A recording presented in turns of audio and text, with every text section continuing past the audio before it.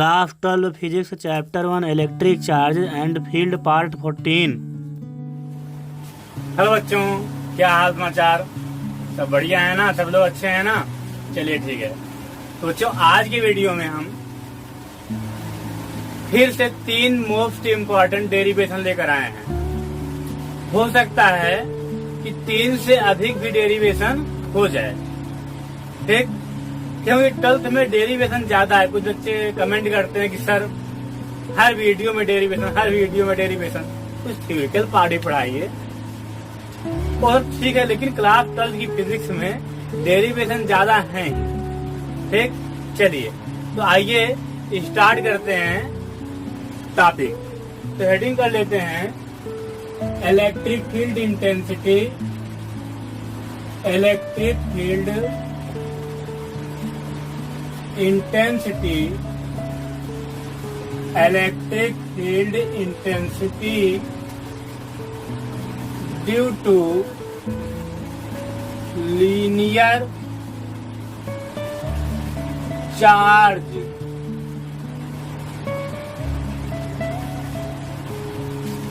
इसकी हिंदी हो गई रेखीय आवेश के कारण विद्युत क्षेत्र की तीव्रता।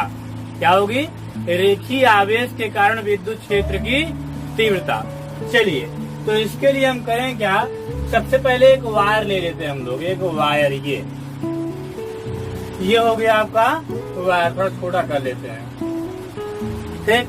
अब देखिए, इसको हम चार्ज एक समान रूप से चार्ज कर देते हैं। चलिए, चाहे पॉजिटिव चार्ज लीजिए चाहे निगेटिव। तो हम डेरिवेशन में ज्यादातर पॉजिटिव चार्ज देते हैं। निगेटिव चार्ज भी लेंगे तब भी कोई प्रॉब्लम नहीं।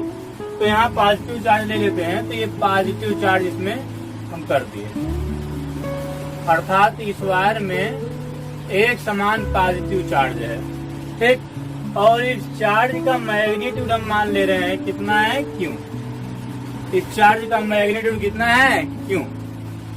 अब सुनिए, इस वायर के कारण, अर्थात इस वायर में जो चार्ज है, इस चार्ज के कारण हमें इस वायर से r दूरी पर, ध्यान रखिए, हम एक पॉइंट ले रहे हैं O, ठीक?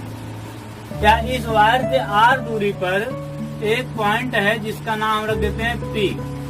इस पॉइंट पे हमें इलेक्ट्रिक फील्ड इंटेंसिटी फाइंड करना है।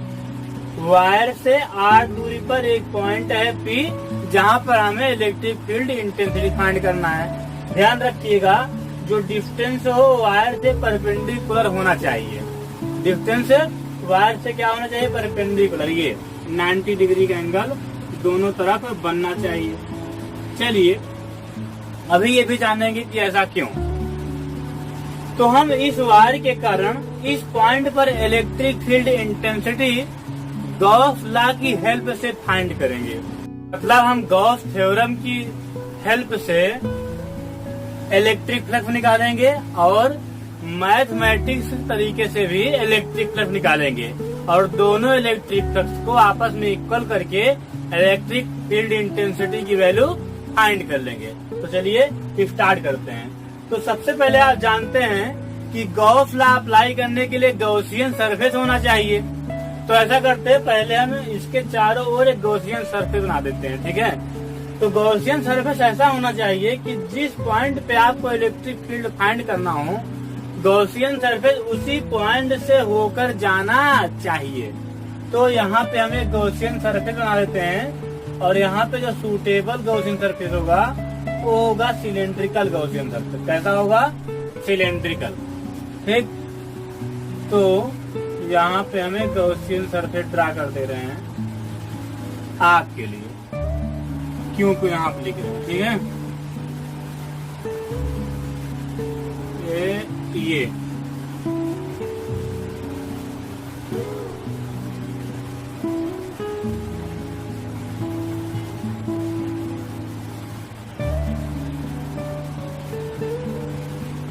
ये हो गया एक इमेजिनरी सिलेंड्रिकल सिलेंडर, अर्थात गॉसियन सरफेस।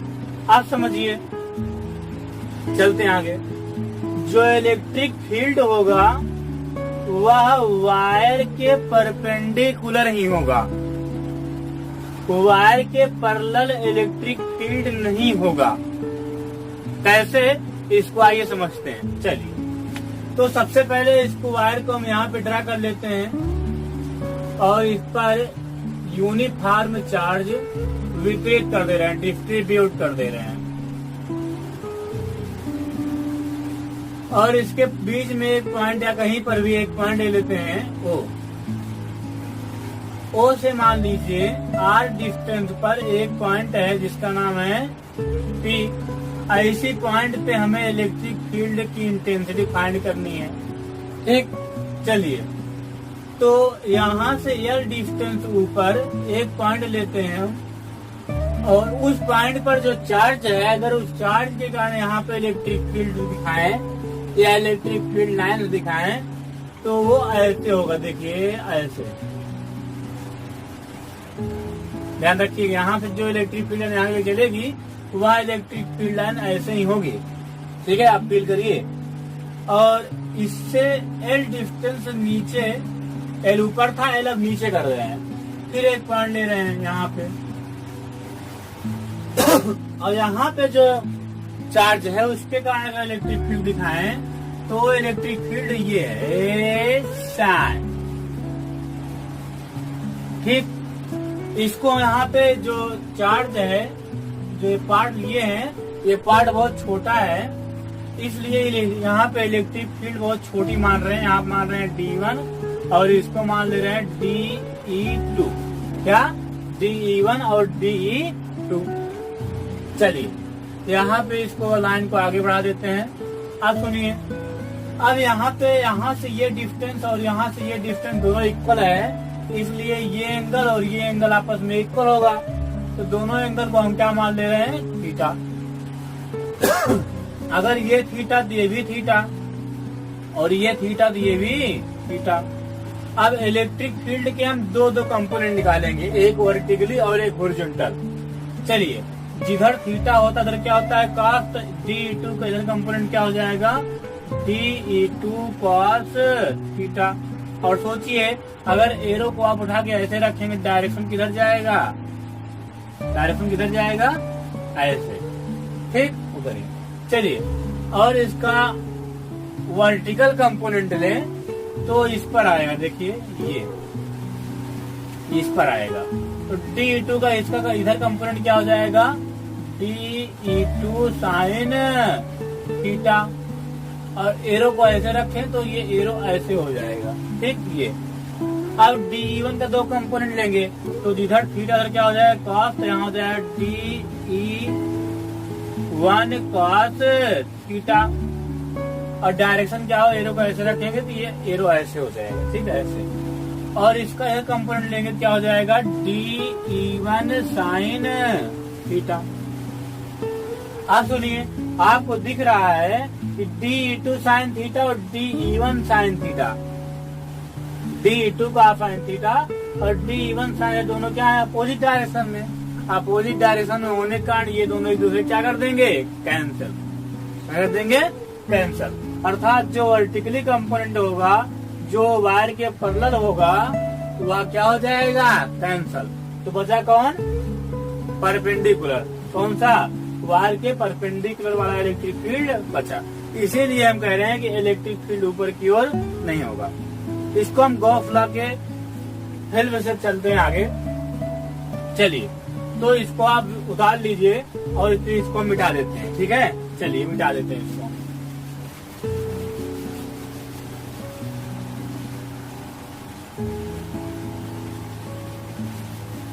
चलिए, तो यहाँ पे इलेक्ट्रिक फील्ड दिखा रहे हैं हम थोड़ा सा। इलेक्ट्रिक फील्ड लाइन कुछ ऐसे होंगी इसमें की, ये इलेक्ट्रिक फील्ड लाइन्स हैं।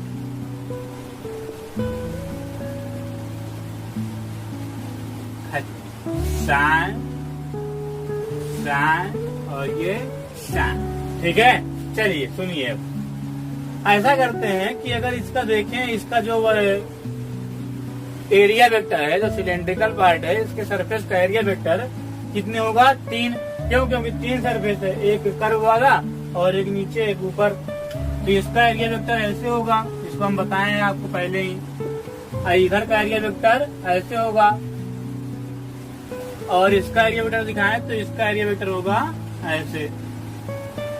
और सबसे पहले यहाँ पे हम एक छोटा सा क्षेत्रफल लेंगे ये, और देखेंगे कि इसमें से कितना इलेक्ट्रिक फ्लक्स निकल रहा है। ठीक है, तो छोटा क्षेत्रफल लिए तो यहाँ पे एरिया वेक्टर क्या हो जाएगा, डी ए वेक्टर डी ए।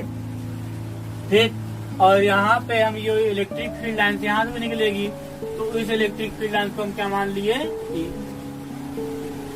ठीक, इलेक्ट्रिक फील्ड है, ध्यान रखिएगा इलेक्ट्रिक फील्ड है, यहाँ पे इलेक्ट्रिक फील्ड है ये। ठीक है, अब चलिए आगे देखिए। तो अगर फ्लक्स का फार्मूला देखें तो होता है phi E is equal integration vector E dot vector D A. और यहाँ पे देखें आगे तो D O phi E is equal होगा इंटीग्रेशन वेक्टर ई, और यहाँ पे क्या है, डी ए ही है, तो डी ए। अब सुनिए यहाँ क्या होता है, कॉस थीटा, और थीटा के स्थान पे यहाँ क्या होगा, 0 डिग्री। क्यों, क्योंकि इलेक्ट्रिक फील्ड और एरिया वेक्टर का डायरेक्शन क्या है, सेम, तो इसलिए यहाँ पे हो जाएगा कॉस 0 डिग्री। अब देखिए फाई ई इक्वल होगा integration E D A, cos 0 की वैल्यू 1, तो ये हो जाएगा फाई ई इक्वल ई, अब अंदर क्या बचा, डी ए। क्योंकि सुनिए, अब सुनिए ध्यान से,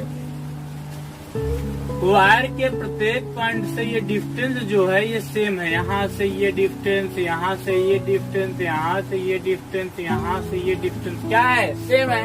इसलिए गॉसियन सरफेस के प्रत्येक पॉइंट पर इलेक्ट्रिक फील्ड क्या होगा, सेम, अर्थात इलेक्ट्रिक फील्ड क्या हो गया, कांस्टेंट, इसलिए इलेक्ट्रिक फील्ड बाहर निकाल लिए और डीए बचा। ध्यान रखिए यहाँ पे इंटीग्रेशन आना चाहिए।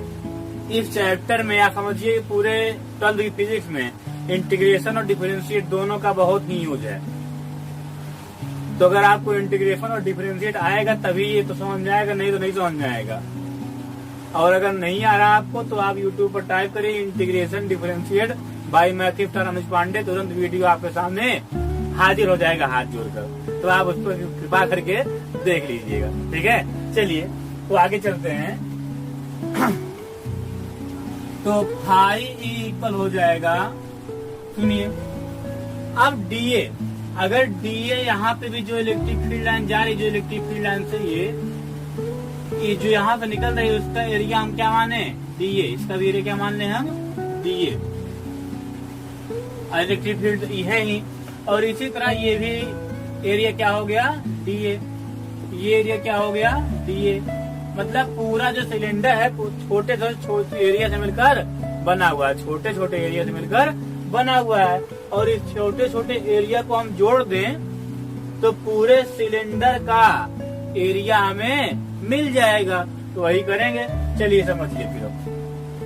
तो डीए डीए अगर जोड़ेंगे तो पूरे सिलेंडर का एरिया आएगा, और सिलेंडर का एरिया क्या होता है, क्या होता है, सिलेंडर का area 2 pi R into L, 2 pi R into L. यहाँ पे एल क्या है, इस वायर की लंबाई, या आप ऐसे कह सकते हैं यहाँ से यहाँ तक लंबाई। ठीक, मतलब ये वायर लगभग यहाँ तक ऐसे ऐसे होगा कि गॉसियन सर्फेस थोड़ा बड़ा बना है। ठीक है, चलिए अब आगे देखिए। तो ये हो गया इलेक्ट्रिक फ्लक्स किस तरीके से, मैथमेटिक्स तरीके से। कितना आ गया, E into 2 pi R into L. Equation number क्या बना लिए, 1। अब हम चलते हैं गॉस थ्योरम के पास। तो अगर देखें तो लिखिए from Gauss theorem, from Gauss theorem, क्या थ्योरम, क्या थ्योरम। चलिए, तो गॉस थ्योरम क्या कहती है, गॉस थ्योरम कहती है, क्या कहती है कि किसी बंद पृष्ठ से संबंध कुल विद्युत फ्लक्स उस पृष्ठ में उपस्थित कुल आवेश का 1/ε0 गुना होता है। ठीक, तो इसलिए उसका फार्मूला होता है phi is equal Q inside upon epsilon naught, ये हो जाएगा। यहाँ पे क्यू इनसाइड गॉसियन सरफेस के अंदर कितना चार्ज है, क्यू। तो यहाँ क्या लिखेंगे, कैपिटल क्यू अपॉन क्या हो जाएगा, एप्सिलॉन नॉट। इक्वेशन नंबर क्या बन गया, 2। अब ये और ये दोनों सही है, अर्थात फाई ई और ये फाई दोनों आपस में क्या होंगे, इक्वल। इसलिए लिखेंगे from equation 1 and 2, from equation 1 and 2। ठीक, चलिए यहाँ हो जाएगा E इंटू 2 पाई R into L equal Q upon epsilon naught, ये हो गया। अब सुनिए, इलेक्ट्रिक फील्ड निकालना है आपको, ठीक है। चलिए तो इलेक्ट्रिक फील्ड निकाल देते हैं फिर। तो E इक्वल क्या हो जाएगा, अगर देखें तो E इक्वल हो जाएगा 1 upon 2 pi epsilon naught into Q upon क्या होगा, सुनिए, क्यू अपान क्या होगा, R, क्या होगा, R। ठीक, और पूछे क्या, 2 पाई ये R हो गया और ये L बचा हुआ है, तो इंटू करिए 1 अपान L। अब यहाँ पे अगर 1 अपान 4 पाई एप्सिलॉन बन जाए तो इसलिए ठीक हो जाएगा ये। तो इसलिए क्या करेंगे, 2 उससे ऊपर और 2 से नीचे क्या कर देंगे, पूरा। तो E इक्वल हो जाएगा 1 upon 4 pi epsilon naught into Q upon R, Q upon क्या हो गया, R इंटू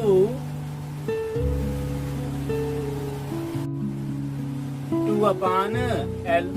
आप थोड़ा आगे ध्यान दीजिए, यहाँ पे एक फार्मूला यूज करेंगे, ध्यान रखिए। इसको मिटा दे रहे हैं, अब इसको हम मिटा दे रहे हैं। चलिए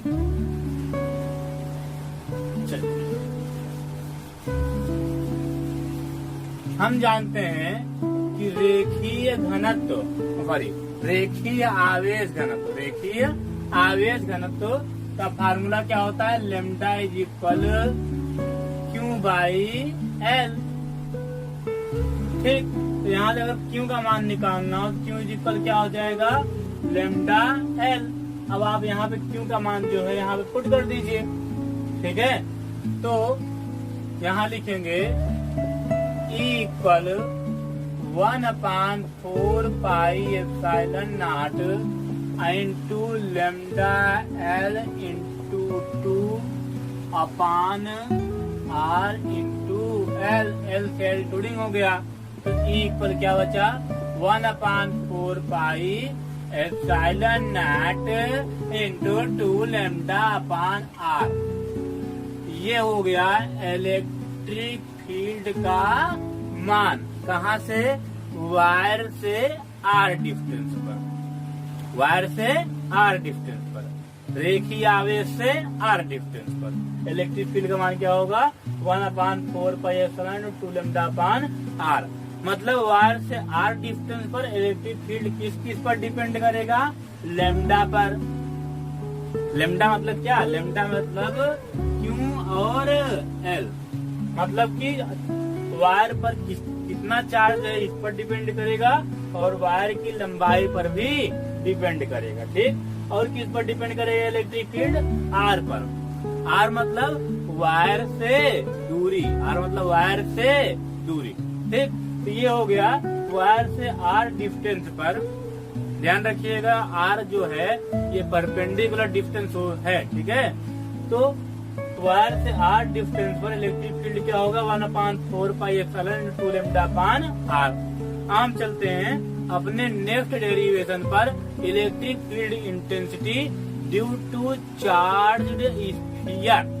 और वहाँ पे 2 कंडीशन पढ़ेंगे, एक हालो स्फीयर और एक सॉलिड स्फीयर, और दोनों में 2 कंडीशन पढ़ेंगे और वहाँ पे हम ग्राफ भी देखेंगे, ठीक है। तो चलिए उसको भी स्टार्ट करते हैं। तो इसको पहले मिटा देते हैं हम लोग।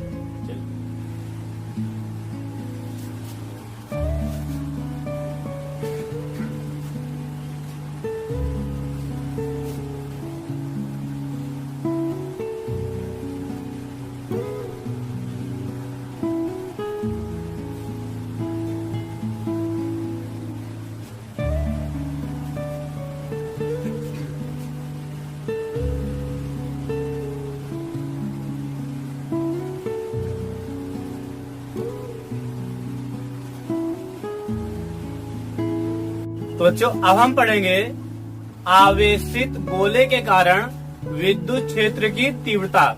इसमें भी दो प्रकार का गोला होगा, एक होगा हालो स्फीयर, एक होगा सॉलिड स्फीयर, एक खोखला गोला और एक ठोस गोला। तो चलिए हेडिंग कर लेते हैं। Electric field intensity, electric field intensity due to, electric field intensity due to uniformly charged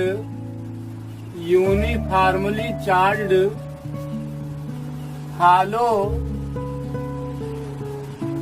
sphere, uniformly charged hollow sphere. ये ठीक, इसकी हिंदी होगी एक समान आवेशित खोखले गोले के कारण विद्युत क्षेत्र की तीव्रता। एक समान आवेशित खोखले गोले के कारण विद्युत क्षेत्र की तीव्रता।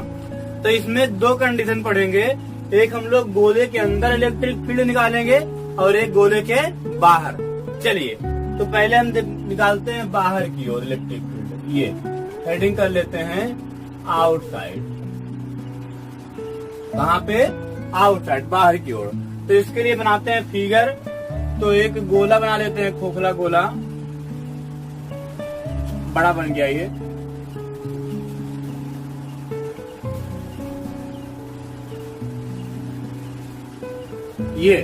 ये हो गया गोला। और इसमें हम एक समान चार्ज दे देते हैं, ये पॉजिटिव चार्ज मान लीजिए।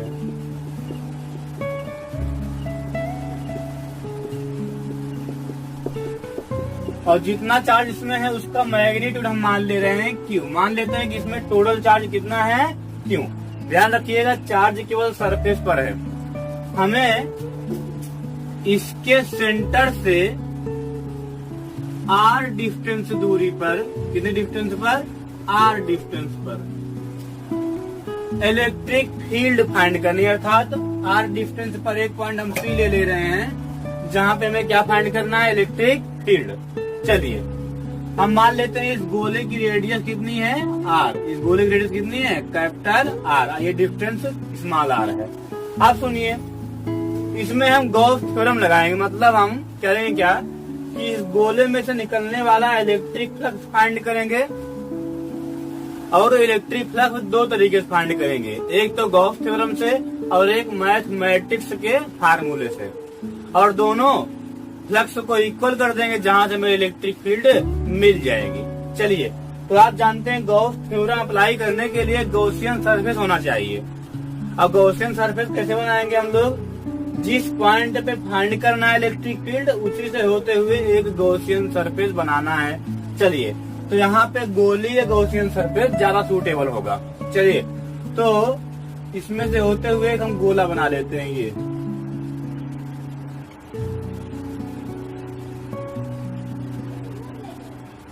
से होते हुए क्या बना लिए हम लोग? एक गोला। अब बताइए, जो गॉसियन सरफेस है गोलीय सरफेस, इसकी रेडियस कितनी हो गई? Small R. और इसकी रेडियस कैपिटल आर। अब सुनिए, इसमें आपको लिखना भी है कैसे आप इसको बनाए हैं। तो इसको फिगर बनाने के बाद इसमें लिखना क्या है? माना एक गोलीय चालक है, माना एक खोखला गोलीय चालक है, जिस पर क्यू कूलाम का आवेश एक समान रूप से वितरित किया गया है। गोले की त्रिज्या कैपिटल आर है। गोले के केंद्र से स्मॉल आर दूरी पर एक बिंदु पी है, जहां पर हमें विद्युत क्षेत्र की तीव्रता ज्ञात करनी है। इतना आपको लिखना है, ठीक है। इसको ऐसे ही बोलते हैं, जब आर की वैल्यू, ध्यान रखिए, आर की वैल्यू कैपिटल आर से बड़ी हो तब इलेक्ट्रिक फील्ड की इंटेंसिटी फाइंड करना है, ठीक है। और ऐसा ही बोलते हैं कि खोखले गोलीय चालक के बाहर विद्युत क्षेत्र की तीव्रता ज्ञात कीजिए। क्वेश्चन ऐसे भी आता, ध्यान रखिएगा। या तो आएगा आर ग्रेटर देन स्मॉल के आर के लिए, small R greater than capital R के लिए विद्युत क्षेत्र की तीव्रता ज्ञात करिए। या तो आता है खोखले आवेशित गोले के बाहर विद्युत क्षेत्र की तीव्रता ज्ञात करिए। ठीक, बोर्ड में ऐसे एग्जाम में आता है। वैसे तो इसमें जो दो कंडीशन है ये यूपी बोर्ड में इसका क्वेश्चन आता है, लेकिन उसके बाद जो दो कंडीशन है ठोस गोले के लिए उसके क्वेश्चन बहुत कम आते हैं, समझिए आता ही नहीं है। वो आपके आगे पढ़ाई के लिए IIT जे वगैरह के लिए, ठीक है। हम सोच रहे हैं उसको भी करा दिया जाए। जिसको ज्यादा नॉलेज लेना वो उसको भी पढ़ लीजिएगा, ठीक है। चलिए इसी वीडियो में कराएंगे। अगर आपको सब पढ़ना है, गहराई से नॉलेज लेना है तो आप पूरा वीडियो देखिए, या तो ये कंडीशन और इसके बाद का जो कंडीशन है उसको देख लीजिए। उसके बाद वीडियो को आप पाज कर दीजिए, मतलब खत्म कर दीजिए, ठीक है। तो चलिए, तो फ्लक्स निकालेंगे अब हम लोग। तो फ्लक्स का फार्मूला होता है मैथमेटिक्स वाला, phi E equal integration vector E dot vector DA. अब सुनिए, अगर ये जो गोला है बहुत छोटा होता तो मान लो चार्ज के बराबर, मान लेते हैं चार्ज के बराबर या बहुत छोटा, तो चार्ज से इलेक्ट्रिक फील्ड कैसे निकलती है इसको आपको बताए थे हम। देखिए ऐसे ऐसे निकल, इसको बताया गया था आपको, पहले लेक्चर बताया गया इसको, ठीक है। तो इस तरह से चार्ज से इलेक्ट्रिक फील्ड निकलती है। इसी तरह अगर इस गोले को बहुत छोटा मान लिया जाए तो इलेक्ट्रिक फील्ड ऐसे ही निकलेगी, ये जिस तरह इस चार्ज में से निकल रही है छोटे गोले में से, ठीक। तो इसीलिए यहाँ पे इलेक्ट्रिक फील्ड हम लोग रेडियल मानेंगे, ऐसे ये इलेक्ट्रिक फील्ड ये है, ये इलेक्ट्रिक फील्ड, ये इलेक्ट्रिक फील्ड, ठीक। इसी तरह चाहे जितने आप कर सकते हैं, ठीक है। अब चलिए सुनिए, अब हम क्या करेंगे, गॉसियन सरफेस के बहुत छोटे से एरिया में से निकलने वाला इलेक्ट्रिक फ्लक्स फाइंड करेंगे और फिर उसी छोटे छोटे एरिया को जोड़ करके पूरे गॉसियन सरफेस में से निकलने वाला इलेक्ट्रिक फ्लक्स फाइंड कर लेंगे। चलिए, तो आप जानते हैं गोले का एरिया वेक्टर कैसे होगा, ऐसे, इसको बताया गया आपको, ये गोले का एरिया वेक्टर ये है। और यहाँ पे एरिया बहुत छोटा लिया गया है, इसलिए यहाँ पे एरिया वेक्टर क्या मानेंगे, डीए। यहाँ पर भी एक छोटा सा एरिया काट लेते हैं, इसका भी एरिया वेक्टर कितना है, ध्यान रखिएगा, ये इसका एरिया वेक्टर कितना है, डीए। यहाँ से भी एक छोटा काट लेते हैं एरिया, ये इसका भी एरिया वेक्टर डीए। यहाँ से भी काट लेते हैं एक छोटा सा, ये इसका एरिया वेक्टर कितना होगा, वही क्या, डीए। तो आप देख रहे हैं कि प्रत्येक जगह पे डीए और ई दोनों सेम डायरेक्शन में है, डीए और ई दोनों क्या है, सेम डायरेक्शन में, मतलब इन दोनों के बीच में एंगल कितना बनेगा, 0 डिग्री। चलिए, तो अब हम स्टार्ट करते हैं डेरिवेशन। तो यहाँ पे हो जाएगा phi E equal phi equal integration E, electric field तो यही है, और डीए अभी क्या हो जाए, कॉस थीटा, तो एंगल कितना है, 0 डिग्री। तो फाई इक्वल कितना हो गया, फाई इक्वल ई कांस्टेंट है, क्योंकि सरफेस के प्रत्येक पॉइंट से गॉसियन सरफेस के पॉइंट के बीच की डिस्टेंस जो है वह समान है हर जगह पे, ये। तो इलेक्ट्रिक फील्ड हर एक पॉइंट पे क्या रहेगा, समान। इसलिए ई को बाहर निकाल लेंगे और बचा क्या, डीए cos 0 की वैल्यू 1 हो गई। फाई ई इक्वल ई, चलिए इंटीग्रेशन डीए मतलब डीए करके आप पूरे गॉसियन सरफेस का एरिया जोड़ लीजिए। अगर डीए जोड़ोगे तो पूरा गॉसियन सरफेस का एरिया आ जाएगा, और गॉसियन सरफेस गोली है और गोले का एरिया कितना होता है, 4 पाई आर स्क्वायर। तो यहाँ क्या हो जाएगा, 4 पाई स्मॉल आर का स्क्वायर, ठीक, क्योंकि यहाँ पे गॉसियन सरफेस के जो रेडियस है स्मॉल आर है। तो ये बन गया इक्वेशन नंबर 1। हम चलते हैं गॉस थ्योरम से, from Gauss theorem, from Gauss theorem. Gauss theorem क्या बोलती है? गॉस थ्योरम बोलती है phi equal Q net inside, अंदर जितना चार्ज हो वो वाला, अपान एप्सिलॉन नॉट। तो फाई इक्वल क्या हो जाएगा? क्यू नेट इनसाइड, अंदर टोटल कितना चार्ज है बताइए? अंदर टोटल चार्ज है गॉसियन सरफेस के अंदर टोटल चार्ज कितना है? कैपिटल क्यू माने हैं, तो यहाँ पे हो जाएगा कैपिटल क्यू अपान क्या हो जाएगा? Epsilon not. ठीक, तो ये हो गया इक्वेशन नंबर 2। अब दोनों क्या कर दीजिए? इक्वल। तो देखिए from equation 1 and 2, from equation 1 and 2, 1 and 2। तो 1 एंड 2 पे चले तो E into 4 pi R square equal Q upon epsilon naught हो जाएगा। और यहाँ से अगर E का मान निकालें तो E का मान आ जाएगा E equal 1 upon 4 pi epsilon naught into Q upon R square. मतलब जिस तरह का फार्मूला आपका पॉइंट चार्ज करना आया था, जिस तरह का फार्मूला पॉइंट चार्ज करना आया था, उसी तरह का फार्मूला गोले के कारण इस पॉइंट पर इलेक्ट्रिक फील्ड के इंटेंसिटी का आएगा। ठीक, और इस फार्मूले से ऐसा लग रहा है कि जैसे जो चार्ज है, वो चार्ज है वह गॉसियन सरफेस के सेंटर पर रखा हो, ऐसा लग रहा है, लेकिन ऐसा है नहीं, चार्ज पूरे गोले पर है। ठीक, यहाँ पे जो क्यू है ये पूरे गोले का चार्ज है, जो गोले के सरफेस पर क्यू है, चार्ज है, वो है।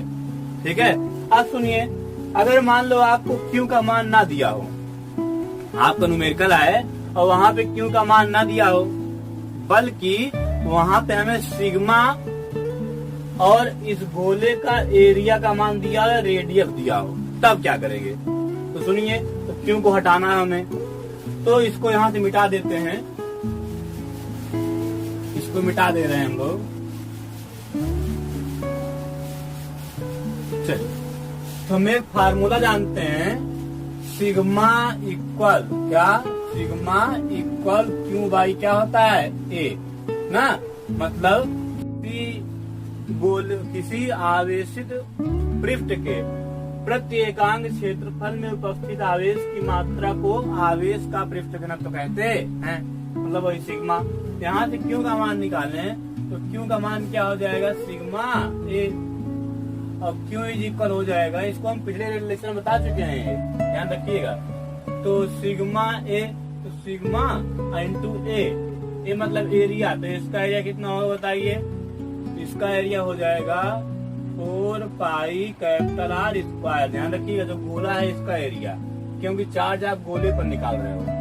ठीक, तो अब यहाँ पे जो क्यू का मान आया, इसको आप यहाँ पे पुट कर दीजिए, तो हो जाएगा E equal 1 upon 4 pi epsilon naught into 4 pi R square into sigma upon R square. 4 pi क्या हो जाएगा? कैंसल, बचा क्या? E equal sigma R square upon epsilon naught R square. ये हो जाएगा इलेक्ट्रिक फील्ड का मान। क्या हो जाएगा? इलेक्ट्रिक फील्ड का मान। ठीक है, मतलब ये कि जो इलेक्ट्रिक फील्ड है या गोले के रेडियस पर भी डिपेंड करेगी। गोला जितना बड़ा होगा उसमें चार्ज उतना ही ज्यादा होगा, ध्यान रखिएगा, और चार्ज जितना ज्यादा होगा यहाँ पे इलेक्ट्रिक फील्ड उतना ज्यादा होगा। इसलिए इलेक्ट्रिक फील्ड गोले के रेडियस पर भी डिपेंड करेगी। और आर पर मतलब स्मॉल आर, यहाँ से यहाँ तक की दूरी पर भी डिपेंड करेगी, स्मॉल आर पे। और आप देख रहे हैं फार्मूले से कि E प्रोपोर्शनल क्या है? Capital R. मतलब ये बढ़ेगा रेडियस तो इलेक्ट्रिक फील्ड बढ़ेगी, और E किसके प्रोपोर्शनल है? 1 अपान आर स्क्वायर। मतलब ये R का मान बढ़ेगा तो इलेक्ट्रिक फील्ड घटेगी। ठीक, और E प्रोपोर्शनल सिग्मा भी है। सिग्मा मतलब चार्ज और एरिया। तो अगर सिग्मा बढ़ेगा, क्या बढ़ेगा? सिग्मा। क्या बढ़ेगा? सिग्मा, सिग्मा कब बढ़ेगा? जब एरिया घटेगा चार्ज बढ़ेगा, ध्यान रखिएगा। तो सिग्मा अगर बढ़ेगा तब भी इलेक्ट्रिक फील्ड बढ़ेगी, ये 3 बात आप ध्यान रखिएगा, ठीक। तो अब हम चलते हैं अपने नेक्स्ट कंडीशन पर। ये तो रहा R is greater than capital R. अब पढ़ेंगे R is less than capital R, मतलब आर का मान कैपिटल आर से छोटा हो, ठीक। मतलब गोले के अंदर इलेक्ट्रिक फील्ड फाइंड करेंगे। तो इसको हम मिटा देते हैं, चलिए इसको आप उतार लीजिए।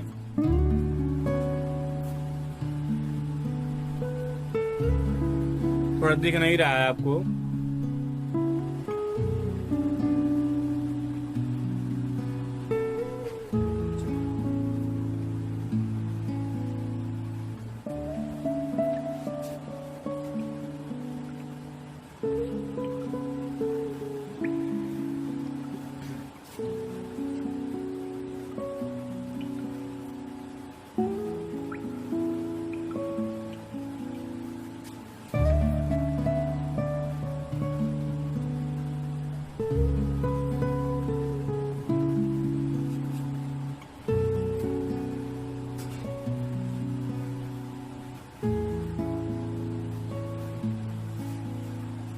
तो हम नेक्स्ट कंडीशन की हेडिंग कर लेते हैं। कहाँ पे इलेक्ट्रिक फील्ड फाइंड करना है? इनसाइड, मतलब अंदर की ओर, ठीक है। मतलब small R is less than capital R, ठीक। चलिए तो इसमें भी वही गोला बना लीजिए खट्टे से, और अब की बार इलेक्ट्रिक फील्ड की इंटेंसिटी अंदर फाइंड करनी है, इसलिए गोला जो है वो बड़ा बनाएंगे, ठीक। चलिए यहाँ पे पॉजिटिव चार्ज कर देते हैं, जैसा कि ये थे अभी। कैसा चार्ज करेंगे? Positive charge. कैसा? Positive charge. और इसकी रेडियस वही क्या? Capital R. इसको इधर मान लीजिए, थोड़ा सा अच्छा रहता है, ऐसे ऊपर की ओर। रेडियस कितनी है? Capital R. और यहाँ से सेंटर से आर डिस्टेंस पर पॉइंट पी है, जहाँ पे हमें क्या फाइंड करना है? Electric field. फिर लगाना है गॉस लॉ। तो क्या बनाना है फिर? Gaussian surface. गॉस लॉ लगाना है तो गॉसियन सरफेस बनाना है। गॉस लॉ लगाना है तो गॉसियन सरफेस बनाना। ये हो गया गॉसियन सरफेस। और गॉसियन सरफेस की रेडियस कितनी हो गई? Small R. ध्यान रखिए ये भी गोला है, जो गॉसियन सरफेस है क्या है? गोला। इसकी रेडियस कितनी है? Small R. और गोले की रेडियस कैपिटल आर। फिर लगाइए फार्मूला वही, इसे फिर लिख दीजिएगा। ध्यान रखिएगा जो पहले लिखे हैं उसमें थोड़ा चेंज रहेगा बस। क्या माना? एक समान आवेशित खोखला गोला है जिस पर क्यू कूलाम का एक समान आवेश एक समान रूप से वितरित किया गया है। गोले की रेडियस कैपिटल आर है। गोले के केंद्र से आर दूरी पर एक बिंदु पी लिया गया है, जहां पर हमें विद्युत क्षेत्र की तीव्रता ज्ञात करनी है, ठीक। तो इतना लिखने के बाद हम चलते हैं आगे। तो फार्मूला वही क्या? फाई ई इक्वल क्या होता है? Phi E equal vector E dot vector D.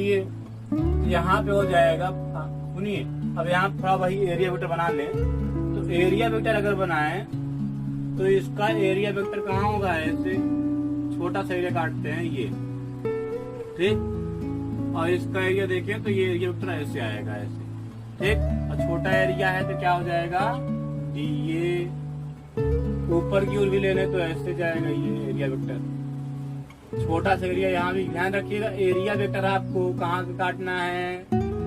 Gaussian surface पे, ठीक है। चलिए यहाँ से भी ले लीजिए ये एरिया, यहाँ नहीं, यहाँ कितना है? डी। ये यहाँ से भी ले सकते हैं, मतलब चाहे जितना आप काट सके। ये तो यहीं पे बन रहा है, ये यहाँ चाहे जितना आप एरिया ले सकते हैं, छोटे छोटे एरिया ले सकते हैं, 4 ही बहुत है। चलिए इलेक्ट्रिक फील्ड भी दिखा दीजिए। तो इलेक्ट्रिक फील्ड यहाँ से होगी, ध्यान रखिएगा। ये इलेक्ट्रिक फील्ड इसी डायरेक्शन में। अच्छी सी किताबों में भी, काफी मानी किताबों में इलेक्ट्रिक फील्ड कहा गया है कि यहाँ पे इलेक्ट्रिक फील्ड रेडियल मान लिया जाए। क्या मान लिया जाए? रेडियल। मतलब रेडियस के अराउंड, ठीक। तो इसलिए यहाँ पे इलेक्ट्रिक फील्ड इस तरह मान लिए, ठीक। चलिए यहाँ पे ये इलेक्ट्रिक फील्ड हो गया, यहाँ भी हो जाएगा ऐसे इलेक्ट्रिक फील्ड, यहाँ भी हो जाएगा इलेक्ट्रिक। चलिए तो अब यहाँ पुट करते हैं, तो फाई इक्वल क्या हो जाएगा, इंटीग्रेशन ई, इलेक्ट्रिक फील्ड तो यही है, यहाँ पे ये इस गॉसियन सरफेस में से निकलने वाला इलेक्ट्रिक फ्लक्स फाइंड कर रहे हैं, ध्यान रखिएगा, ई इंटू डी ए और कॉस दोनों सेम एंगल, तो कॉस 0 डिग्री। तो फाई इक्वल क्या हो जाएगा, ई बाहर कर लीजिए, कांस्टेंट है, बचा अंदर क्या डीए, तो इंटीग्रेशन डीए का मान क्या होगा, ए। ध्यान रखिएगा इंटीग्रेशन एक्स का मान क्या होगा, इंटीग्रेशन डीएक्स का मान क्या होगा, एफ। इंटीग्रेशन डीवाई का मान क्या होगा, वाई। अगर नहीं आ रहा है इंटीग्रेशन तो याद कर लीजिए एक तरह। तो इसी तरह यहाँ पे इंटीग्रेशन डीए का मान क्या है, ए, और ए मतलब एरिया। तो यहाँ पे जो हम लोग ये लिए हैं, इसका एरिया क्या हो जाएगा, एरिया क्या होगा इसका 4 पाई आर स्क्वायर, क्या होगा 4 पाई आर स्क्वायर, जहाँ पे ये इसका एरिया होगा गॉसियन सरफेस पर, ठीक है। चलिए तो यहाँ बना लेंगे समीकरण नंबर 1। अब लिखिए फ्रॉम गॉस थ्योरम, गॉस के प्रमेय से, गॉस के प्रमेय से, गॉस की प्रमेय क्या बोलती है, phi equal Q net inside upon Q net inside upon epsilon naught. तो अब सुनिए, गॉसियन सरफेस के अंदर कितना चार्ज है बताइए, गॉसियन सरफेस के अंदर, ध्यान रखिएगा यहाँ पे जो क्यू नेट इनसाइड है वो गॉसियन सरफेस के अंदर, तो गॉसियन सरफेस के अंदर कितना चार्ज है, कुछ नहीं, इसलिए 0 अपान एप्सिलॉन नॉट। तो यहाँ फाई इक्वल क्या हो गया 0, तो इसको इक्वल कर दीजिए, इसको बना लिए समीकरण नंबर 2। तो लिखिए फ्रॉम इक्वेशन 1 एंड 2, समीकरण 1 और 2 से, जिसको इंग्लिश में आ रही है हिंदी में लिख लीजिएगा, समीकरण 1 और 2 से जो e into 4 pi R square है वो किसके इक्वल हो जाएगा, 0 के इक्वल। तो यहाँ से e का मान क्या आ जाएगा 0, अर्थात खोखले आवेशित गोले के अंदर कहीं पर भी, ध्यान रखिए, चाहे यहाँ पे चाहे यहाँ पे चाहे यहाँ पे, कहीं पर भी खोखले गोले के अंदर विद्युत क्षेत्र 0 होता है, यहाँ पर लिख लीजिएगा।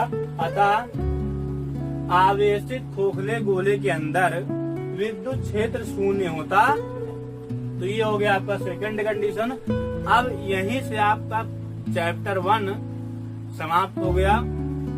आज चाहे तो इसके बाद का जो 2 डेरिवेशन है उसको देखें, या तो आपकी मर्जी ना देखें, क्योंकि बोर्ड तक अगर चैप्टर 1 से आएगा भी तो बोर्ड में इतने में से आएगा जितना भी तक हम पढ़ाए, इसमें से एक भी क्वेश्चन बाहर नहीं आएगा, ध्यान रखिएगा, ठीक। चलिए इन दोनों डेरिवेशन पर आधारित हम electric field versus are graph भी बना लेते हैं, जिससे कि हमें इलेक्ट्रिक फील्ड और अच्छे से क्लियर हो जाए। चलिए तो ग्राफ में एक बात ध्यान रखिएगा कि गोले के अंदर इलेक्ट्रिक फील्ड क्या होती है 0, कौन से गोले के अंदर, खोखले गोले के अंदर, ठीक। और बाहर इलेक्ट्रिक फील्ड आर बढ़ने के साथ साथ घटती जाती है, ठीक है। चलिए तो यहाँ पे हेडिंग कर लेते हैं हम लोग, ई वर्सेज आर ग्राफ, मतलब इलेक्ट्रिक फील्ड और आर का ग्राफ। तो इसके लिए 2 लाइन खींच लेते हैं हम लोग, एक ये हो गई और एक ये हो गई लाइन, स्याही भी खत्म हो रही है, ये आर हो गया, ठीक है। और ये हो गई इलेक्ट्रिक फील्ड, ऊपर वाली लाइन किसकी है, इलेक्ट्रिक फील्ड की, नीचे वाली आर की। यहाँ पे एक गोला बना लेते हैं हम लोग, ये इस गोले की रेडियस मान लेते हैं कितनी है, कैपिटल आर। तो आप देख रहे हैं कि यहाँ से यहाँ तक इस गोले मान लेते हैं चार्ज है, ऐसे एक समान चार्ज है, उसके सरफेस पर एक समान चार्ज है। तो आप जानते हैं कि यहाँ से यहाँ तक इलेक्ट्रिक फील्ड क्या होगी, जीरो। मतलब यहाँ से यहाँ तक इलेक्ट्रिक फील्ड क्या हो जाएगी, जीरो। ये इस पार्ट में इलेक्ट्रिक फील्ड क्या रहेगी, जीरो। मतलब आर बढ़ेगा, डिस्टेंस बढ़ेगी, सेंटर से सरफेस तक डिस्टेंस बढ़ेगी, तब भी इलेक्ट्रिक फील्ड क्या रहेगा, जीरो। ठीक, इलेक्ट्रिक फील्ड क्या रहेगा, जीरो। इलेक्ट्रिक फील्ड यहाँ क्या रहेगा, जीरो। ठीक, लेकिन यहाँ पे जैसे ही आप सरफेस के बाहर जाओगे थोड़ा सा, तुरंत इलेक्ट्रिक फील्ड बढ़ जाएगी एकाएक। यहाँ पे भाई यहाँ पे चार्ज है सरफेस पे, तो यहाँ पे इसके जस्ट सरफेस के जस्ट बाहर इलेक्ट्रिक फील्ड बहुत ज्यादा होगी। तो यहाँ पे इलेक्ट्रिक फील्ड ऐसे हो जाएगी, ध्यान रखिएगा, ऐसे। ठीक, ऐसे समझ में आ गया होगा। यहाँ पे इलेक्ट्रिक फील्ड बढ़ी, उसके बाद आर का मान बढ़ने के साथ इलेक्ट्रिक फील्ड घटने लगी। ठीक, तो चलिए अब हम चलते हैं अपने नेक्स्ट डेरिवेशन पे, जहाँ पे हम एक समान आवेशित ठोस गोला लेंगे। ठीक है, चलिए अभी तक हमने खोखले गोले की बात की थी, अब ठोस गोले की बात करेंगे। ठीक है, तो चलिए हेडिंग कर लेते हैं, electric field intensity due to uniformly charged non conducting sphere. ठीक, चलिए तो electric field intensity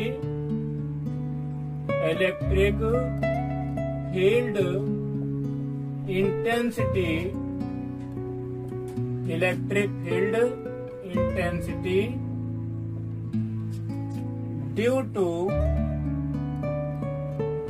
uniformly charged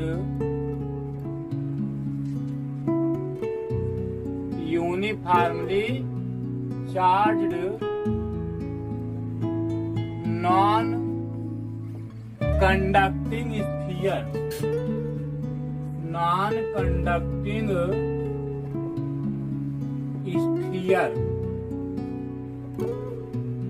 इसकी हिंदी होगी, हेडिंग कर लीजिए आप लोग हिंदी में, एक समान आवेशित अचालक गोले के कारण विद्युत क्षेत्र की तीव्रता। फिर सुनिए, एक समान आवेशित अचालक गोले के कारण विद्युत क्षेत्र की तीव्रता।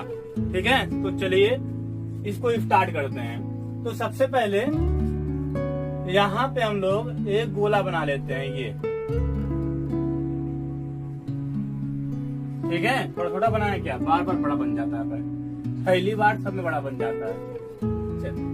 छोटा बनाते हैं, क्योंकि पहले कंडीशन पे हम लोग इलेक्ट्रिक फील्ड बाहर फाइंड करेंगे, वैसे उतना ही बड़ा लगता है। तो ये गोला है, ठीक है, और इस गोले में एक समान चार्ज डिस्ट्रीब्यूट है। ध्यान रखिएगा, ठोस गोला है, वैसे ठोस गोला और खोखला गोला का फिगर एक जैसे था, लेकिन ठोस और खोखले में इतना अंतर रहेगा कि ठोस में पूरी तरह से चार्ज फुल रहेगा। ठीक है, और यहाँ ध्यान रखिएगा, चार्ज यूनिफॉर्म है। चार्ज कैसा रहेगा, यूनिफॉर्म, आवेश कैसा रहेगा, एक समान, कहीं ज्यादा कहीं कम नहीं होगा। चलिए, तो हम मान लेते हैं इस गोले की रेडियस जो है वो है कैपिटल आर, और इस गोले के सेंटर से आर डिस्टेंस पर, कितनी डिस्टेंस पर, आर डिस्टेंस पर एक पॉइंट क्या है, पी, जहाँ पे मैं क्या फाइंड करनी है, इलेक्ट्रिक फील्ड इंटेंसिटी। तो वही क्या लगाएंगे हम लोग, गॉस-लॉ लगाना है, तो गॉसियन सरफेस बनाना है। चलिए, तो इससे होते हुए हम लोग एक गॉसियन सरफेस बना देते हैं, ये खचाक से।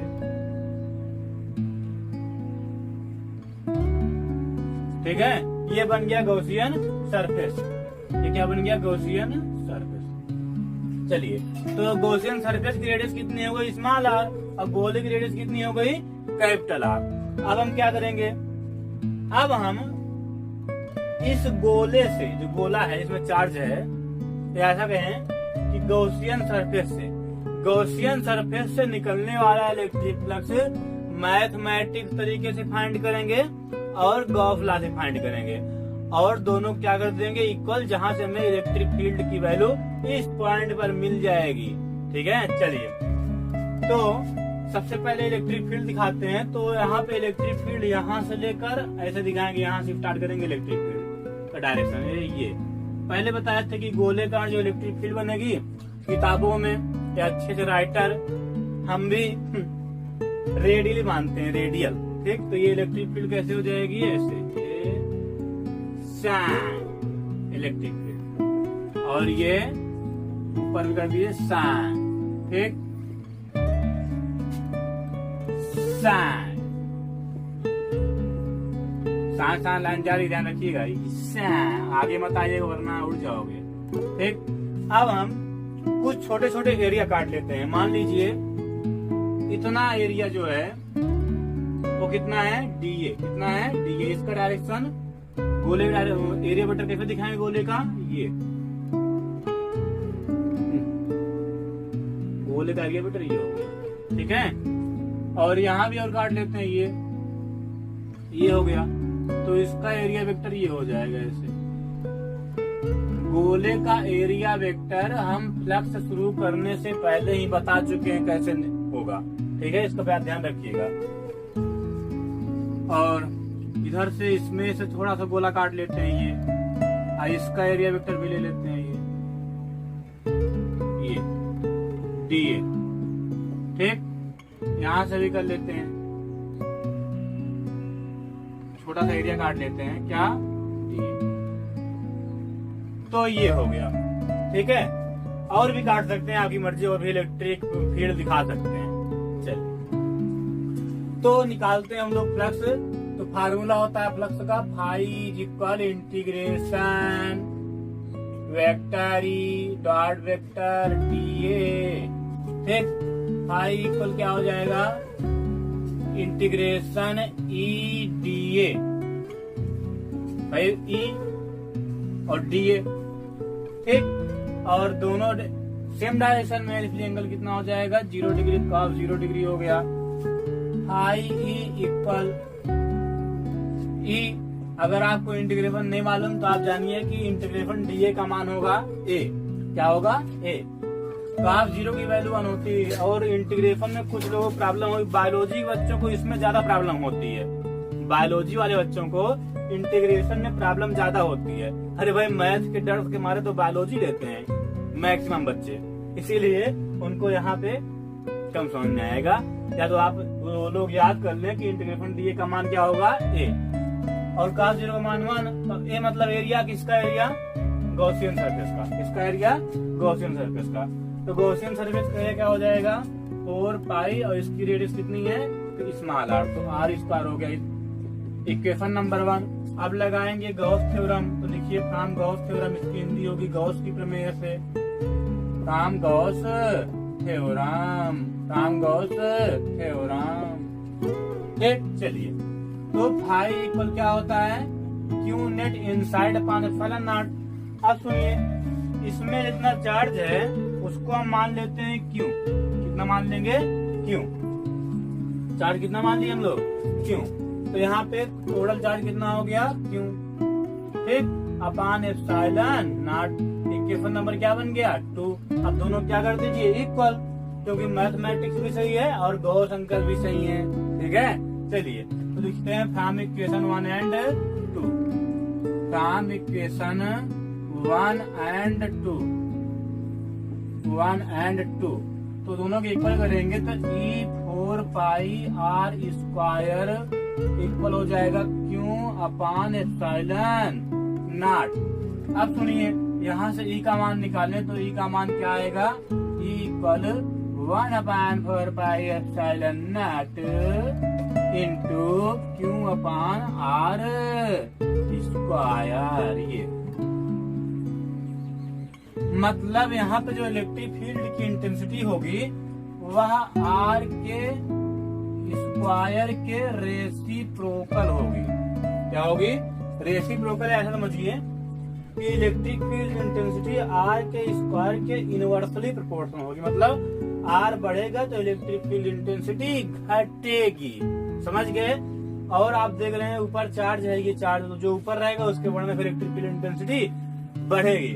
अर्थात इस गोले में जितना अधिक चार्ज होगे इलेक्ट्रिक फील्ड इस पॉइंट पे उतना ज्यादा होगा। तो आपको लिखना कैसे इसको सुनिए, सुनाए, चलिए ठीक है। तो पहले तो ये फिगर बनाना है, हेडिंग करके फिगर बना लेना है। उसके बाद लिखना है माना एक समान आवेशित अचालक ठोस गोला है जिसमें क्यू कूलाम का आवेश एक समान रूप से वितरित किया गया है। इसमें क्यू कूलाम का आवेश एक समान रूप से वितरित किया गया है। गोले का आवेश घनत्व रो है। आवेश घनत्व तो पिछले डेरिवेशन में हम बताए थे आपको, एक आध दो डेरिवेशन पहले ही, तो आप समझते होंगे। आवेश घन किसे बोलते हैं? किसी आवेशित गोले या किसी आवेशित पृष्ठ के प्रति एकांक क्षेत्रफल में जितना चार्ज होता है, जितना आवेश होता है, उसे ही बोलते हैं आवेश घनत्व। ठीक, चलिए तो बता क्या रहे थे, इतना लिखना है आपको। ठीक है, फिर एक बार सुन लीजिए। माना एक ठोस आवेशित गोला है जिसमें क्यू कूलाम का एक समान आवेश वितरित किया गया है। गोले का आवेश घनत्व रो है, बस। ठीक, गोले से r दूरी पर एक बिंदु P है जहां पे हमें विद्युत क्षेत्र की तीव्रता ज्ञात करनी है। इतना आपको लिखना है। चलिए, तो ये आपको अब लिखने के बाद इसको लिख लेना है। अब सुनिए, जैसा कि पिछले डेरिवेशन में हम कराए थे आपको कि अगर आप क्यू के टर्म में नहीं चाहिए इलेक्ट्रिक फील्ड, तब क्या करना है?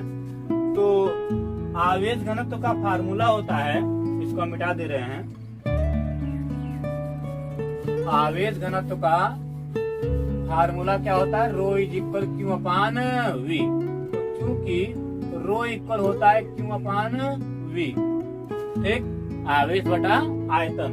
तो यहाँ से अगर क्यू को हटाना है तो क्यू का मान निकालना है। क्यू इक्वल क्या हो जाएगा? रो वी। क्यू इक्वल क्या हो जाएगा? रो और वी। यहाँ पे चार्ज, ये चार्ज कहाँ का है? चार्ज गोले का है। चार्ज कहाँ का है? गोले का। चार्ज कहाँ का है? गोले का। ध्यान रखिएगा इस बात को। तो चार्ज गोले का है तो आयतन जो है वो भी कहाँ का होगा? गोले का। तो गोले का आयतन कितना होगा? 4/3 पाई आर क्यूब। गोले का नहीं होता है, तो इसलिए यहाँ लिखेंगे इंटू 4/3 पाई आर। यहाँ रेडियस कौन सी लोगी? गोले की। पाई आर क्यूब। अब तुम ये क्यू का मान यहाँ पुट करिए तो ये हो जाएगा equal 1/4 pi epsilon naught into, अब क्यू का मान पुट करेंगे तो rho into 4/3 pi R cube upon R square. ठीक है, चलिए तो अब यहाँ से 4 पाई टूरिंग। अब जो बचा उसको लिख दे रहे हैं यहाँ पे हम लोग। चलिए, तो इक्वल हो जाएगा यहाँ पे rho R cube capital R है, ठीक है, rho R cube upon 3 epsilon naught R square. R square, ठीक। मतलब यही कि गोले की रेडियस जितनी ज्यादा होगी, गोले की रेडियस जितनी ज्यादा होगी, इलेक्ट्रिक फील्ड इस पॉइंट पे उतना ही ज्यादा होगा। ठीक है, चलिए। और आर के बता चुके हैं, आर का बढ़ेगा तो इलेक्ट्रिक फील्ड घटेगी। कैपिटल आर बढ़ेगा तो बढ़ेगी, स्मॉल आर बढ़ेगा तो घटेगी, क्योंकि स्मॉल आर गोले से उस पॉइंट तक की दूरी है जहां पे इलेक्ट्रिक फील्ड फाइंड करना है। और कैपिटल आर क्या है? गोले की रेडियस। ठीक, अब सुनिए, इसको हम इस तरह भी कर सकते हैं, देख लीजिए, इसको हम इस तरह भी कर सकते हैं। अब अगर देखें तो रो जो है कांस्टेंट होता है।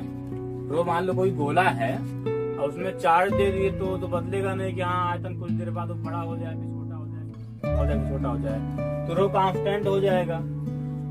आर जो है वो भी कांस्टेंट रहेगा। बताएं कि गोला छोटा बड़ा तो होगा नहीं, आर भी कांस्टेंट। और आर को कांस्टेंट ना ले क्या?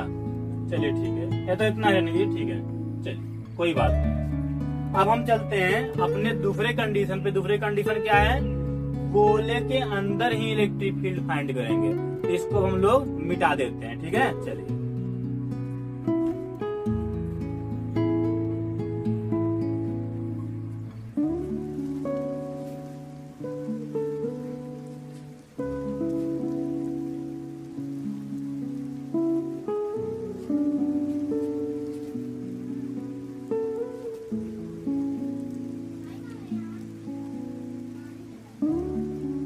हम लोग मिटा दे रहे हैं। ये ठीक,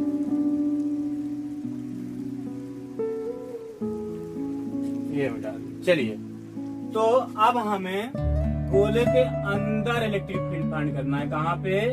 अंदर। ठीक, इसके पहले जो डेरिवेशन कराए थे उसमें ये भी क्वेश्चन आ सकता है कि गोले के बाहर इलेक्ट्रिक फील्ड फाइंड करिए। ये भी ध्यान रखिएगा, बाहर की ओर। और ऐसा भी आ सकता है, क्वेश्चन कैसे आएगा बोर्ड में, इसको सुनिए। एक समान आवेशित अचालक गोले के बाहर विद्युत क्षेत्र की तीव्रता ज्ञात की जबकि गोला ठोस होगा। ऐसा भी क्वेश्चन आ सकता है। या ऐसा भी आ सकता है कि ठोस अचालक गोले के बाहर विद्युत क्षेत्र की तीव्रता ज्ञात कीजिए। और जो अब कराने जा रहे हैं इसमें आ सकता है कि ठोस आवेशित गोले के अंदर विद्युत क्षेत्र की तीव्रता ज्ञात कीजिए। ठीक है, तो चलिए हम लोग ज्ञात करते हैं इनसाइड। और इसमें जो आर का मान होगा, स्मॉल आर का मान, वो कैपिटल आर की अपेक्षा छोटा होगा। ठीक, तो इसके लिए हम क्या करेंगे, एक गोला बनाते हैं बढ़िया पे। पहली बार में कभी अच्छा बनता ही नहीं। वैसे सच बताऊं तो मैं फिगर बनाते समय बहुत डरता हूँ। मुझे विश्वास नहीं रहता है कि मुझे से एक बार में फिगर बन ही जाएगा, इसीलिए मेरा बनता भी नहीं पहली बार में। चलिए, वैसे दूसरी बार में उतना अच्छा नहीं बनता है, मतलब मुझे फिगर नहीं बनाना आता है। ठीक है, वैसे ही किसी तरह समझा देता हूँ आप लोगों को। ठीक है, चलिए, तो इसमें हम लोग एक समान चार्ट दे रहे हैं।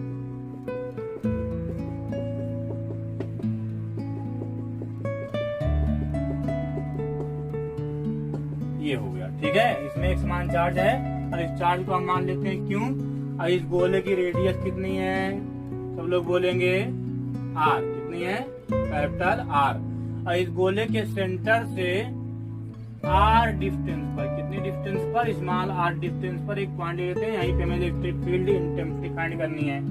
तो गॉस लॉ लगाना है, तो गॉसियन सरफेस बनाना है और गॉस लॉ लगाना ही पड़ेगा। इसको भी ध्यान रखिएगा, नहीं सोचो गॉस लॉ नहीं लगाएंगे। ठीक, चलिए, और कैसे फाइंड करोगे? ये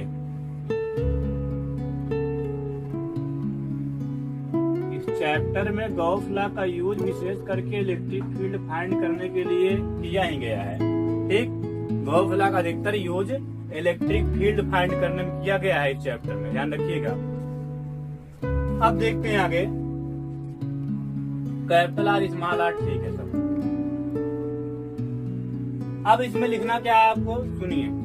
माना एक कैपिटल आर त्रिज्या का एक समान आवेशित अचालक गोला है जिसमें क्यों कूलाम का आवेश एक समान रूप से वितरित किया गया है। गोले का आवेश घनत्व रो है, इसको ध्यान रखिएगा, इसमें भी होगा। गोले का आवेश घनत्व रो है। गोले के केंद्र से आर दूरी पर चित्र के अनुसार एक बिंदु पी लिया गया है जहां पर हमें विद्युत क्षेत्र की तीव्रता ज्ञात करनी है। ठीक, तो चलते हैं हम लोग। तो फार्मूला क्या होता है आप लोग सब जानते हैं। फाई इक्वल क्या होता है, integration vector E dot vector DA. Integration vector E dot vector DA. Phi equal क्या हो जाएगा, फाई इक्वल हो जाएगा इंटीग्रेशन, अभी तो उसको दिखाए ही नहीं हम लोग, इलेक्ट्रिक फील्ड वगैरह। इलेक्ट्रिक फील्ड दिखा देते हैं। तो पूरे गोले में चार्ज डिस्ट्रीब्यूट है, इसलिए इलेक्ट्रिक फील्ड ऐसे लेंगे। ये हो गई इलेक्ट्रिक फील्ड। ठीक, और भी दिखा दें। चलिए, आप लोग कह रहे हैं दिखा दे रहे हैं, आप ना कहते दिखाते ना। अरे सर, आप तो सोच रहे हैं कि मेरा वीडियो कितना अच्छा हो कि सब लोग देखें और मेरा नाम हो, हाँ, नाम और कुछ भी हो जाए। ठीक है, चलिए, तो हम यही चाहते हैं सही कहें तो। यहाँ पे इलेक्ट्रिक फील्ड ये हो गई और ये इलेक्ट्रिक फील्ड ये हो गई इधर से। ठीक, और दिखा दें। चलिए ठीक, ये भी दिखा दे रहे हैं इलेक्ट्रिक फील्ड। और दिखाते हैं, चलिए ठीक, इसको भी दिखाते हैं। इलेक्ट्रिक फील्ड ये हो गया, और दिखाते, चलिए ठीक, ये हो गया इलेक्ट्रिक, और दिखाते, चलिए ठीक, ये हो गया इलेक्ट्रिक, और चलिए ठीक है, ये हो गया इलेक्ट्रिक। ठीक, अब हम क्या कर रहे हैं कि इसमें छोटा छोटा एरिया काटेंगे। तो इतना एरिया लेंगे पहले। एरिया वेक्टर कैसे दिखाना है गोले का, इस तरह सेंटर से ऐसे बाहर की होगी।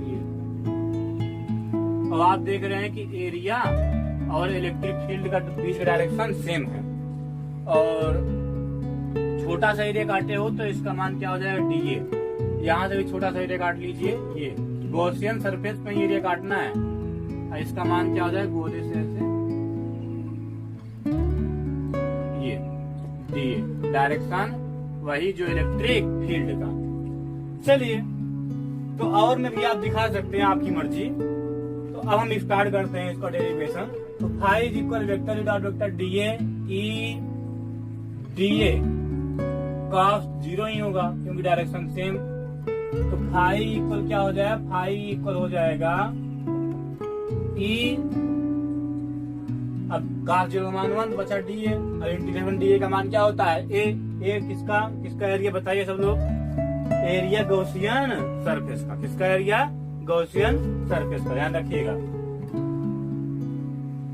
तो गॉसियन सरफेस का एरिया क्या हो जाएगा, 4 pi small R square, capital R square, small R square, 4 pi small R square. Equation number क्या बन गया, 1। ठीक, चलिए ये हो गया। अब हम चलते हैं गॉस लॉ के पास। तो देखिए, from Gauss theorem, from Gauss theorem, from Gauss theorem. ठीक, गॉस थ्योरम क्या बोलती है, गॉस थ्योरम बोलती है phi is equal Q naught inside upon epsilon naught. तो आप सोचिए गॉसियन सरफेस के अंदर, ध्यान रखिएगा, क्यू नॉट इनसाइड क्या, किसके अंदर का चार्ज, गॉसियन सरफेस के अंदर का चार्ज। तो गॉसियन सरफेस के अंदर का चार्ज कितना है, हम तो जो चार्ज माने हैं, क्यों, वो तो पूरे गोले का है, क्यों, चार्ज पूरे गोले का है, ध्यान रखिएगा। अब हमें चाहिए केवल गॉसियन सरफेस के अंदर का चार्ज। तो हम करें क्या, सुनिए, फार्मूला लगाएंगे। यहाँ पे देखिए, फार्मूला लगाएंगे, rho is equal Q upon V. Q का मान निकालेंगे तो यहाँ रो वी हो जाएगा, वी का मान लिखेंगे तो क्यू इज इक्वल रो। अब सुनिए, 4/3 पाई, अब आर कौन सा लेंगे, कैपिटल आर की स्मॉल आर। अगर आपको इतने का एरिया निकालना है गॉसियन सरफेस का, तो रेडियस गॉसियन सरफेस का ही लेना है। अगर गॉसियन सरफेस का, सॉरी एरिया बोल दिए थे, अगर गॉसियन सरफेस का वॉल्यूम निकालना है, आयतन, तो रेडियस गॉसियन सरफेस का ही लेना है। ठीक, तो इसलिए यहाँ पे लिखेंगे 4/3 पाई स्मॉल आर क्यूब। तो यहाँ पे क्यू के स्थान पे क्या लिख देंगे, गॉस लॉ में rho into 4/3 pi R cube. तो यहाँ लिखेंगे rho into 4/3 pi R cube upon epsilon naught. ये बन गया इक्वेशन नंबर 2, दोनों के इक्वल कर लीजिए। तो लिखेंगे from equation 1 and 2, from equation 1 and 2। चलिए दोनों के इक्वल करिए, तो E into 4 pi R square equal rho into 4/3 pi R cube upon epsilon naught. अब यहाँ से ई का मान निकालना है, कुछ कटेगा क्या, कटेगा, कटेगा नहीं कटेगा, चलिए ठीक, कटेगा, ठीक है, तो कटेगा। हाँ, यहाँ पे लिखेंगे फिर ई इक्वल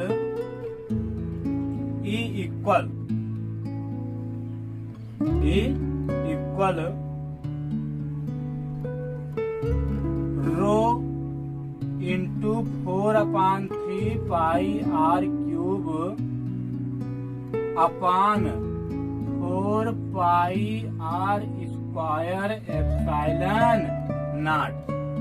यहाँ से आर स्क्वायर से आर स्क्वायर कैंसिल हो जाएगा, बचेगा क्या, ई इज इक्वल 4/3 रो, 4/3 रो, 4 पाई से भी कट जाएगा, चलिए ठीक है, 4 पाई कट गया, बचा क्या, rho R upon 3 epsilon naught, rho R upon 3 epsilon naught.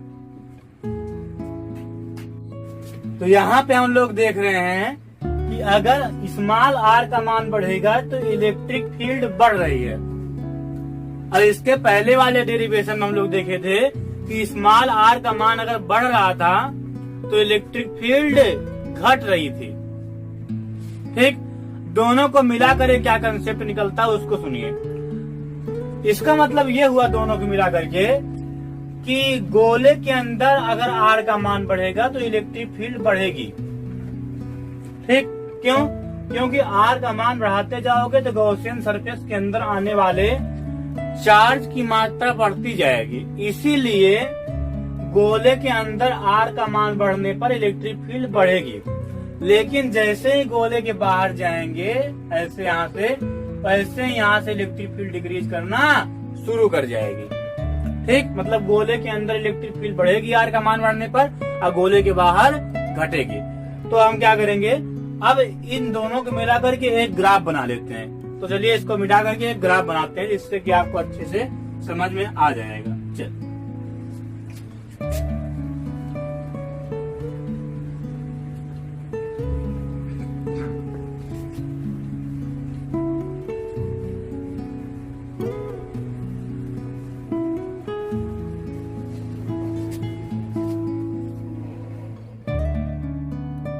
तो हेडिंग करेंगे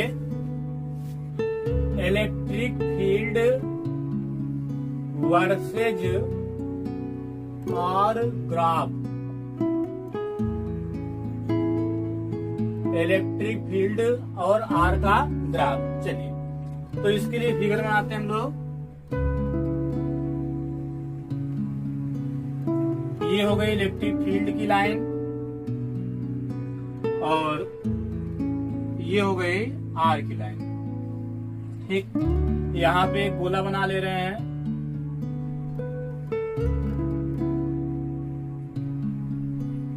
ये हो गया गोला, इसकी रेडियस कितनी है, इसकी रेडियस है, रेडियस कितनी होगी इसकी, कैपिटल आर। यहाँ से लाइन खींच लेंगे तो आप देख रहे हैं कि यहाँ से यहाँ तक जाने पे अगर आर बढ़ेगा तो इलेक्ट्रिक फील्ड बढ़ेगी। यहाँ पे ही लिखते हैं ये। तो यहाँ से जो रिजल्टेंट लाइन होगी उसको ऐसे खींचेंगे, ये। ठीक, मतलब अगर यहाँ पे देखें हम लोग, तो यहाँ पे आर का मान ये है और इलेक्ट्रिक फील्ड इतनी हो गई, मतलब आर बढ़ा तो इलेक्ट्रिक फील्ड भी बढ़ी। ठीक है, लेकिन यहाँ के बाद जब रेडियस खत्म होगी गोला के बाहर, गोले के बाहर क्या होगा, ये इलेक्ट्रिक फील्ड ऐसे हो जाएगी। ठीक, मतलब जैसे रेट डिस्टेंस बढ़ रही है, आर का मान बढ़ रहा है, वैसे वैसे इलेक्ट्रिक फील्ड घट रही, मतलब देखो लाइन नीचे आती जा रही है। और यहाँ पे क्या है, आर बढ़ रहा है तो लाइन भी बढ़ रही है, मतलब लाइन बी से जा रही है। समझ में आ गया होगा। चलिए, तो इस तरह से आपका चैप्टर 1 समाप्त हो गया। कुछ बच्चे कह रहे होंगे भला समाप्त तो हुआ, और कुछ बच्चे बहुत पढ़ने के उत्सुक भी रहते हैं कि वो कितना ज्ञान मिल जाए सब पाने को आतुर रहते हैं। ठीक है, तो चलिए यहीं से इस चैप्टर को समाप्त करते हैं। अब नेक्स्ट चैप्टर मिलेंगे इलेक्ट्रिक पोटेंशियल एंड कैपेसिटर में। ठीक, विद्युत विभव तथा संधारित्र में।